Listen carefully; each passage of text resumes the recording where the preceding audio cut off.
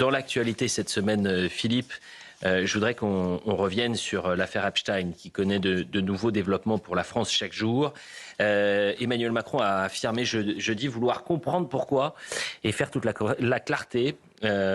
Pourquoi elle n'avait pas été faite plus tôt, cette clarté, sur le cas d'un diplomate français cité à plusieurs reprises dans le dossier et qui avait été visé par une enquête américaine pour consultation d'images pornographiques. Je vous propose d'écouter Emmanuel Macron. Il est vrai que l'administration avait des informations il y a plusieurs années, des choses auraient dû être faites. Et donc là-dessus, j'ai demandé au ministre qu'il puisse lancer une inspection et qu'on puisse faire la clarté sur tout cela. Donc je ne peux simplement vous dire que la même chose que vous, c'est inacceptable et il faut comprendre pourquoi ça n'a pas été fait plus tôt. Geoffroy. Cher Philippe, comment interprétez-vous les attitudes des uns et des autres devant ce tsunami que vous aviez d'ailleurs prédit ? Ouais, vendredi, j'ai dit, vous allez voir ce qui va se passer, ça va être la panique, et c'est la panique. Et là, je voudrais dire à Emmanuel Macron, vous faites le mariole, là. Vous saviez très bien depuis 2019, je vais vous expliquer pourquoi il savait très bien. Alors, il nous a dit juste avant, 2 jours avant, il a dit, c'est une affaire américaine, ce n'est pas une affaire française, je ne sais pas si vous vous souvenez. Et là, je suis tombé de l'armoire. Parce qu'il sait très bien que c'est aussi une affaire française. Il connaît le 22 avenue Foch, tout le monde connaît. Tout le monde savait qu'il y avait le 22 avenue Foch, du moins depuis 2019. Puisque en 2019, la police a perquisitionné le 22 avenue Foch. Il le sait, ça. Donc, ensuite, tout le monde savait, en tout cas dans ces milieux-là, les milieux du pouvoir, que le dénommé Epstein venait en France 6 mois de l'année. Et donc on peut se poser la question, il pratiquait la pédophilie dans l'île Vierge, la mal nommée, au large de la Jamaïque, avec ses amis de la jet set. Et alors quand il venait en France, il était là tranquille, dans son sofa,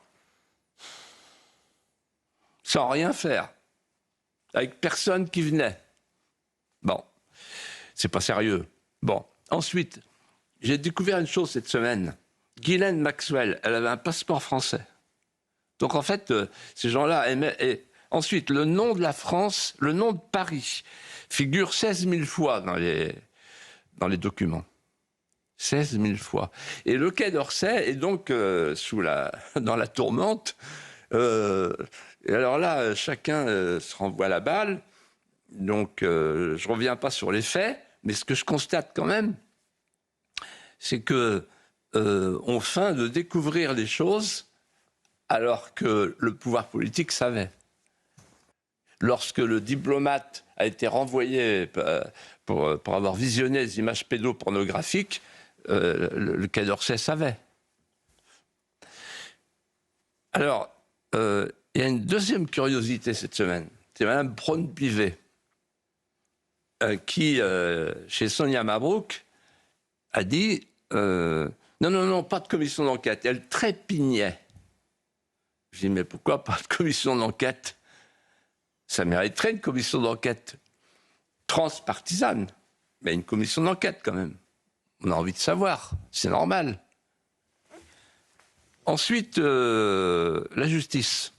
Donc on sait maintenant que la justice avait des milliers de mails, plein d'informations, avec une enquête préliminaire ouverte. Le procureur de Paris de l'époque, Rémy Hetz, qui est devenu maintenant le grand patron de la Cour de cassation, procureur général de la Cour de cassation, c'est un homme important. Et donc c'est lui qui a dit on arrête, il n'y a rien. Voilà, apparemment. Peut-être il me démentira, mais en tout cas l'enquête elle est au point mort. Alors qu'ils ont plein de documents. Ensuite, il y a quelque chose, une autre curiosité cette semaine que j'attendais, mais là elle est magnifique. C'est la diversion, la diversion accusatoire. C'est-à-dire, on dit, tout ça, c'est les complotistes. Et moi, je réponds, c'est la première fois dans l'histoire des complotistes que les complotistes ont détecté un vrai complot. Alors, celui-là, c'est gratiné quand même. Moi, je serais complotiste, je me dirais, là, j'ai un truc sous la main.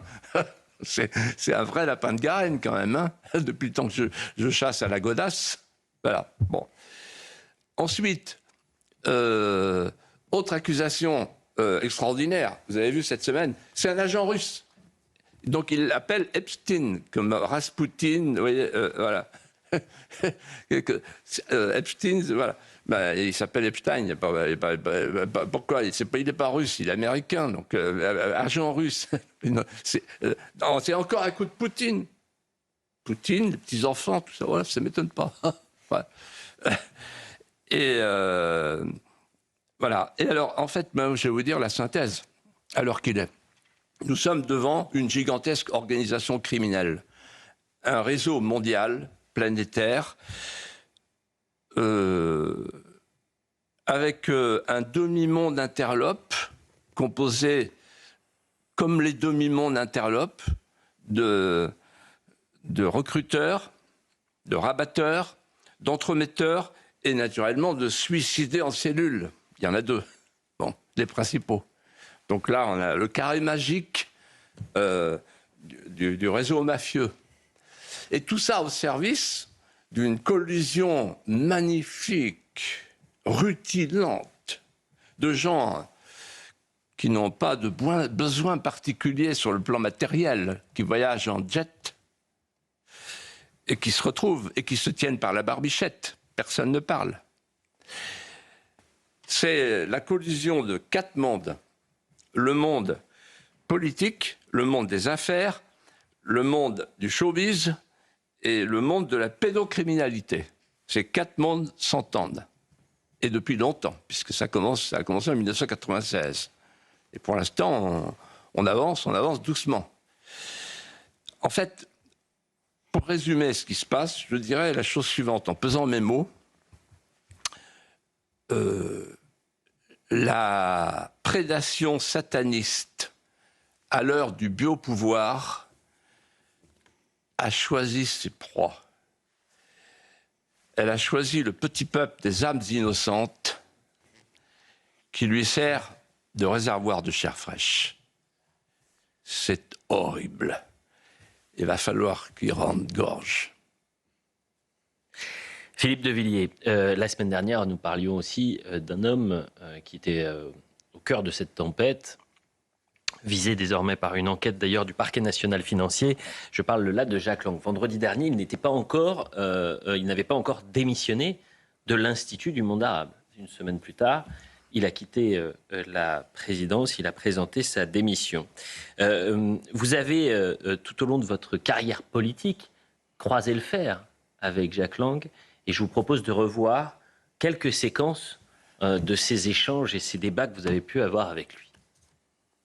Je répète, ce qui m'intéresse aujourd'hui, et passionnément, c'est que l'ensemble de notre communauté nationale puisse célébrer les 2 choses sur lesquelles nous sommes aujourd'hui d'accord, quelles que soient nos origines, quelles que soient nos philosophies, quelles que soient nos histoires respectives. La souveraineté populaire, les droits de l'homme. Oui. Je dis à M. Jack Lang, ministre du bicentenaire, et bientôt de l'être suprême, parce que j'ai cru comprendre qu'il avait un accord spirituel avec le président de la République, que vous ne pouvez pas, et vous le savez très bien, car au fond de vous-même, vous avez assez de culture, vous êtes un agrégé de droit pour ne pas le savoir très bien. Vous ne pouvez pas traiter la terreur et la Vendée comme un point de détail de l'histoire de la Révolution. Vous cherchez à tromper et à faire peur. Mais non, parce que vous manipulez les textes, vous trompez, vous dites des choses qui sont fausses. Ce n'est pas acceptable que sur une affaire aussi grave, vous puissiez jouer avec des textes. Monsieur Lang, faut pas vous énerver. Mais vous, calmez-vous dans le sens d'une utilisation rigoureuse des textes. Philippe de Villiers, à la parole. Tout à l'heure, lorsque vous avez parlé de la charte sociale, monsieur Lang, vous ne manquez pas d'air quand même. Et je m'étonne que Jack Lang, le grand pourfendeur du modèle américain, nous propose d'importer en France le modèle du politiquement correct. Mais il faut aller peut-être plus loin. Il faut dire ce qu'on propose. Moi, je propose... Il va peut-être déjà vous répondre sur ce point, puis ensuite vous allez faire vos propositions. Ce que je propose, c'est que les mouvements politiques, sans avoir besoin d'un changement de la Constitution, tout de suite s'engagent à faire aux femmes une grande place. Geoffroy Lejeune. Quel bonheur ces archives. Philippe, selon vous, quelle trace va laisser Jack Lang dans l'histoire politique? Ah, il a tout détruit. Je vais vous expliquer pourquoi. C'est drôle parce qu'en regardant ces images, je repensais à un moment qui m'a marqué, que j'ai jamais raconté. C'est mon arrivée à la rue de Valois au moment de la passation de pouvoir. Je suis avec François Léotard et on succède à Jack Lang, le ministre éternel de la culture. Et je suis là dans ce qu'on appelle le salon Alechinsky. Je regarde des zigzags avec des jets d'encre sur les murs, tout bleu. Et je m'arrête devant je me souviens, un losange bleuté sur giclée de cambouis. Et je fais une moue. Il attrape la moue et il me dit « Ah, jeune homme !» Parce qu'il me prend pour une sorte de Huron au Palais Royal, quoi. Un Indien qui vient de la Vendée, quoi. Pecno. Et il me dit il va falloir vous y mettre. Je dis me mettre à quoi? Au graffiti, au tag, au rap, à l'électro. On n'est pas à la sonate ou clair de lune. Et puis il m'emmène voir les poteaux anti-chars de la cour royale, qu'on appelle les colonnes de Buren, et il me dit, là, le tout est culturel. Et en fait, on est tellement impressionné, et Jacques Chirac est tellement sous pression, il dit, faites du Lang. Et donc on m'envoie, moi, inaugurer un musée de la sécherie de morue, un musée du bouchon de liège, un musée de la cuisine, un musée de la mode, et on exécute. Et en fait, je réponds à votre question. Le tout est culturel, en fait, il a eu un effet que personne ne voit aujourd'hui, sauf peut-être les artistes, les vrais.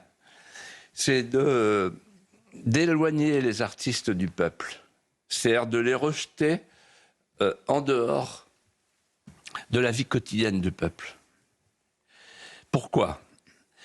Parce que le tout est culturel révèle deux ruptures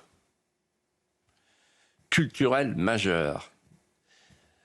Ces deux ruptures sont les suivantes.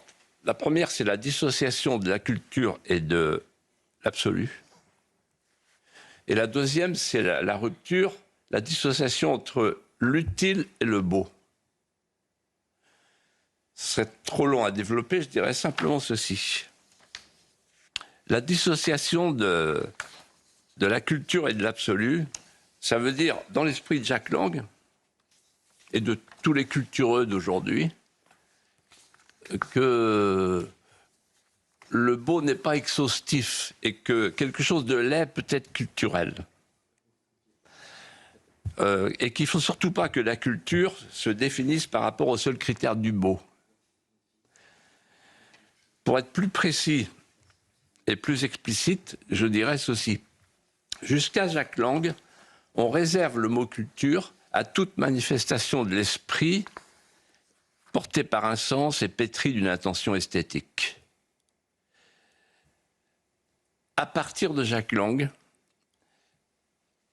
on utilise le mot culture, on applique le mot culture à toute expression humaine, à toute production nouvelle. C'est-à-dire qu'en fait, on glisse de l'esthétique à l'anthropologie, on glisse du chef-d'œuvre au témoignage, et on glisse de l'idée de pérennité à l'idée de la chaleur fusionnelle de l'instant festif et déjanté, fête de la musique. Et donc, il reste rien. Aujourd'hui, l'urgence des urgences, c'est de retrouver une conception restrictive de la culture, de la remettre à sa vraie place. La culture, c'est une exigence. La culture, c'est l'excellence. Pourquoi ? Parce que la culture, c'est l'esprit de finesse des sociétés. Et que ce que nous avons perdu et qu'il faut retrouver, c'est le goût français. Refaire un peuple qui a du goût. Refaire un peuple amateur d'art. Voilà l'urgence. Et voilà pourquoi il faut oublier les années longues, le veston rose et le col Mao.